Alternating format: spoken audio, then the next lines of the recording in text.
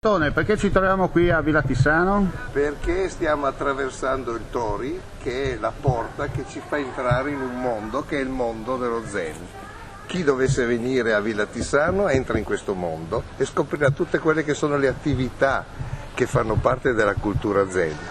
Una di queste, ad esempio, è l'attenzione per i bonsai, la cura delle piante che i giapponesi vogliono portare in casa, ma non avendo spazio le vogliono preservare nella loro originalità in dimensioni minimali. La cura per tenere identico all'originale un bonsai è lunghissima. Ci sono piante che vengono lasciate in eredità ai figli e i figli ai loro figli.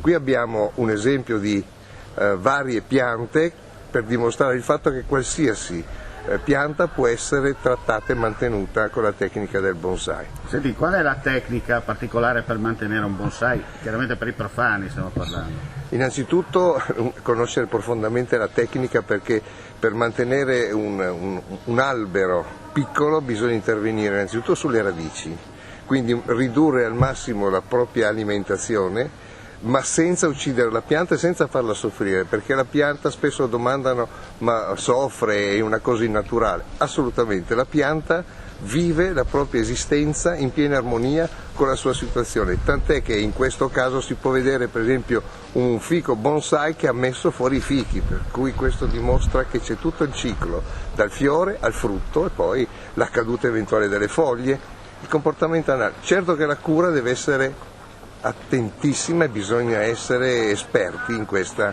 tecnica che è molto complessa. La domanda nasce spontanea: come mai avete scelto Villa Tissano per questo mese particolare di settembre? Per due ragioni. Prima perché Villa Tissano è una location, uso un termine inglese, molto adatta a poter sfruttare lo spazio, uno spazio che è il verde è natura e zen.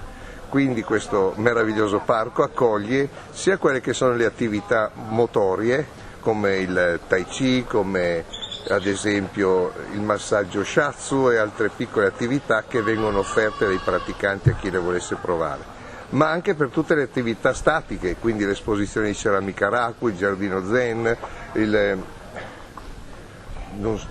non saprei dirvi altro perché sono incasinato in un sacco di cose. Comunque ci sono molte attività che si sviluppano fino a fine mese. Per quanto riguarda poi lo spazio strutturale, ci sono dei bellissimi locali che servono a noi per le conferenze, le dimostrazioni e i seminari che verranno tenuti. Seminari che di solito hanno poi un workshop per chi volesse approfondire o sperimentare una tecnica. Tra queste ci sarà la cerimonia del tè, ci sarà l'arte della scrittura, poi ci sarà anche l'origami, ci saranno tutte queste piccole attività, l'haiku, le poesie, che verranno presentate e spiegate e poi se uno vorrà provarle potrà anche provarle.